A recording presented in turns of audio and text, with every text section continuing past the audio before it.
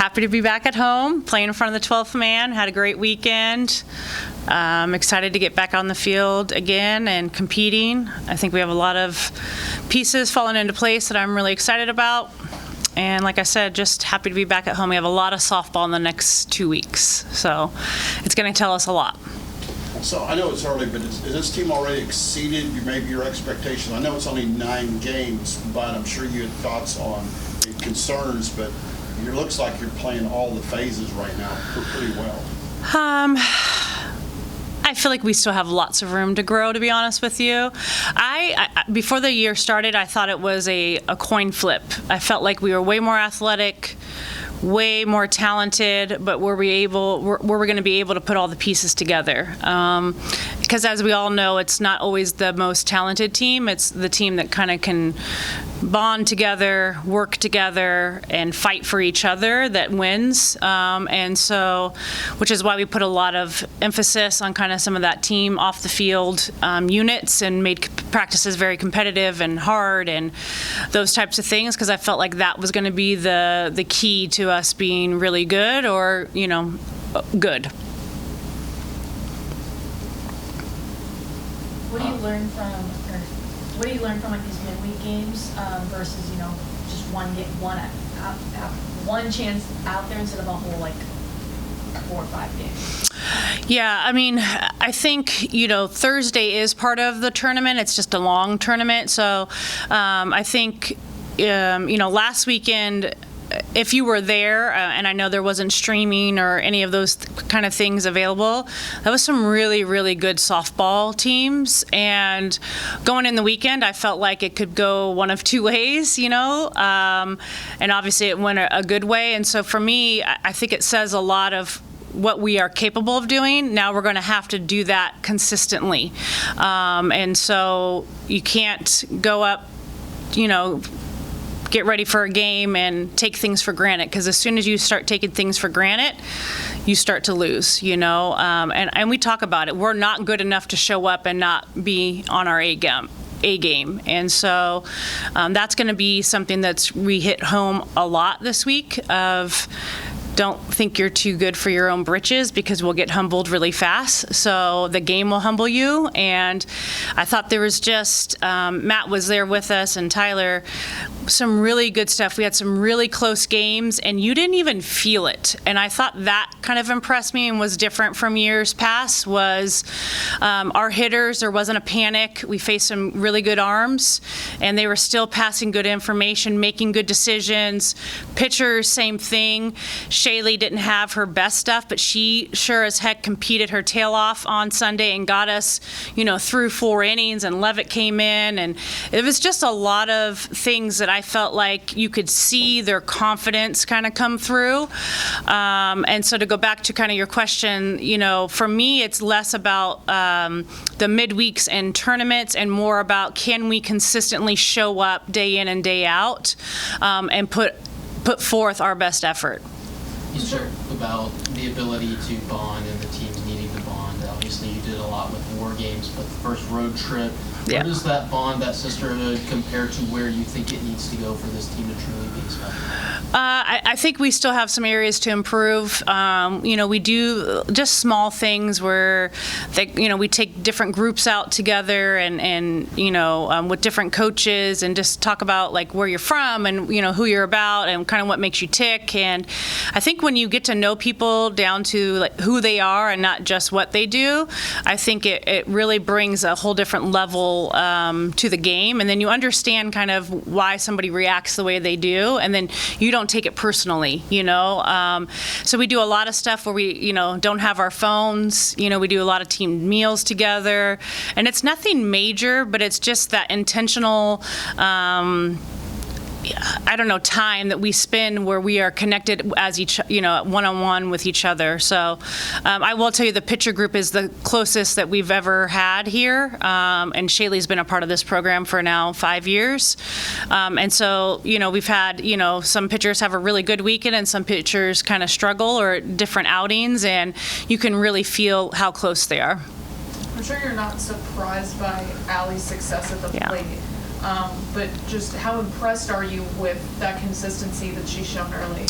Yeah, I mean, honestly, the saying "the game knows," like that is Allie Enright. That kid, I don't think there's a harder worker in our program than Allie Enright. And we push her, and last year she got a lot better, and it just started to see it at kind of the end of the year, and then she carried it over, but she didn't take the summer off, and that's really where I think the difference is. And our whole team for the most part came back right after 4th of July weekend and was here lifting, running, spending time with each other, razzing each other, hitting, all the fun things, the things that you remember. And Allie, obviously that was part of, her summer program. She was intense and she got after it. She gets after it in the weight room. And we talked about this, I think today I talked about it earlier, the importance of the weight room. I know this from a pitching coach standpoint. You'll make a great pitch and the kid somehow, duck farts it, in center field, and you're like, Jiminy, like that was a good pitch. But when you're strong, you get those hits, and she's able to hit the ball off the wall, over the wall. But just I enjoy coaching Allie. She is she's a really good fit for us here. Okay, when you recruited her from her, what did you envision? Because I don't think you can envision this because you have 9 players like this. So what Yeah. did you envision? She comes from a travel ball program that I think is very good. I think they align with us a lot. I thought she had good size. I thought she had the capability of getting strong, and we needed bodies, to be honest with you. So I don't know that I had a real distinct, like, this is what Allie's going to be, but I felt like she had really good insides, and you guys have heard me before about recruiting insides.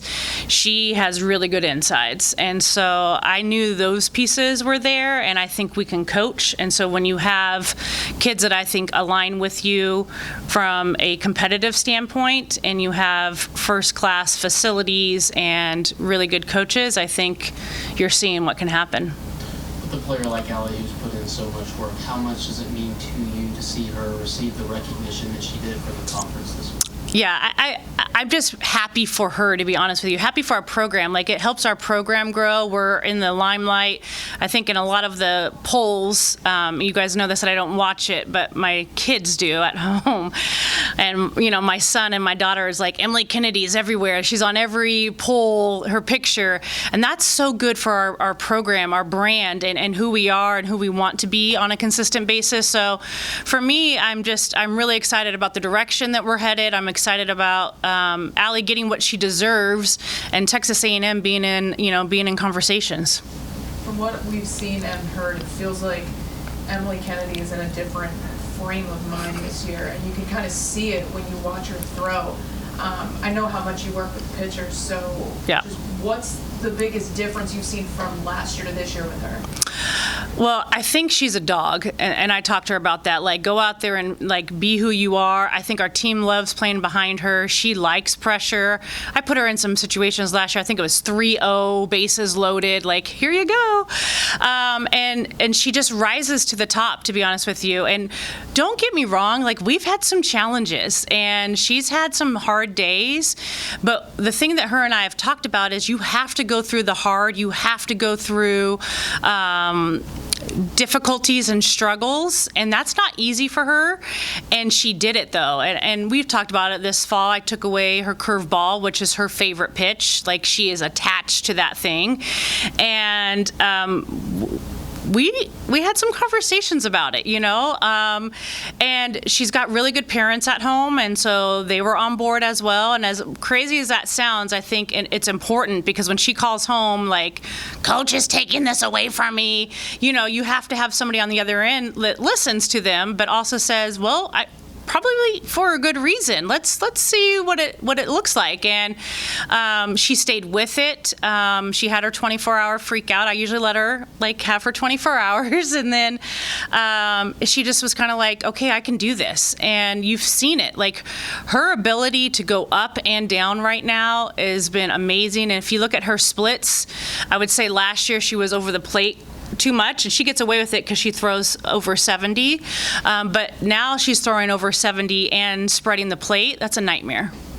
as a pitching coach, what's the key for her to consistently be the dog week in and week out?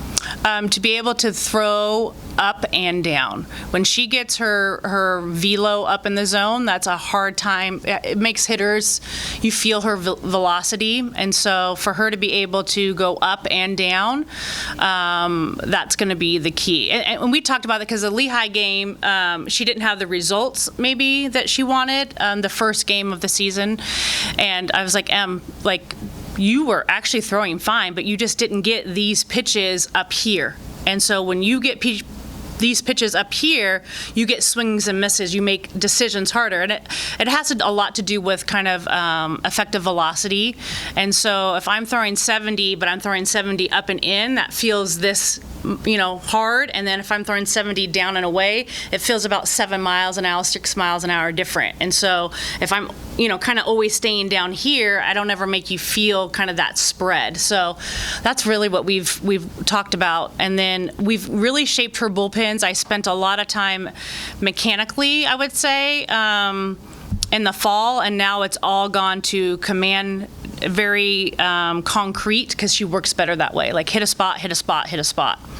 That's interesting, because last time you were with us, you talked about you challenged your players to add one thing in the off season, whether it was fielding a pitch or whatever. So in Kennedy's case, was that the leading a pitch but learning to go up and down? Am I right? Yeah. So when I first got here, she would have told you she's a drop ball pitcher. And I said, well, hi, Coach Ford, you're going to be a rise ball pitcher. And so, and she did it last year. I mean, her swing and miss rates up in the zone is pretty high. And so we didn't take away the drop ball last year, but we spent most of the year up in the zone. And then she threw her curveball, which maybe some people thought, was a different thing, but it was a curveball quite a bit.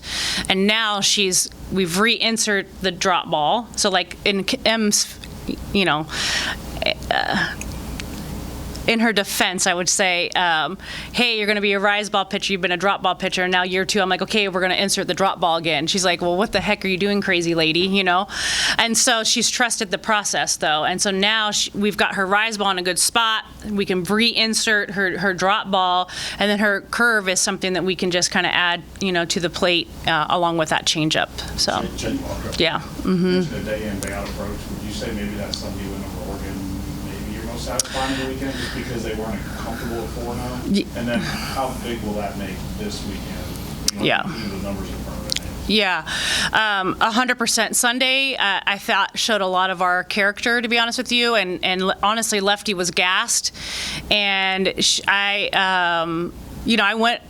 went with her quite a bit this weekend, and I had a conversation with her, I think it was Saturday. She had already thrown a game, and I said, hey, how many innings do you have left for game 2? And she said, as many as you need me. Like, sign me up. Like, awesome. And on Sunday, same thing. She had thrown quite a bit, obviously had a great weekend already. And I was like, Lefty, what do you have in the tank? And she said, give me the ball. And so you need that, especially as your leader in your bullpen.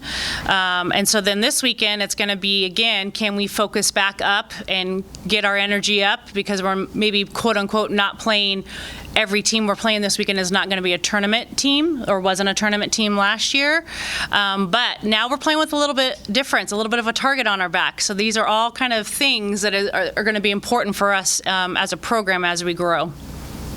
Then can you just, real quick, you just touch on Jennifer McFalls?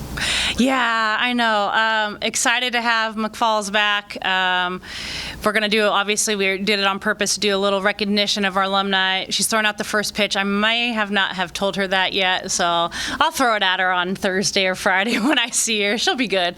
But she's always been great to me before I took this job, somebody that's been just a great Aggie, I think, in our sport, obviously a super high-level player, and Kansas is very lucky to have her. But I'm excited to have her come out. I'm excited to have all of our alum kind of get out on the field, and we've got a good text thread I have together with some of our alum, and they are so excited and really excited about kind of where we're at right now. So it's been good.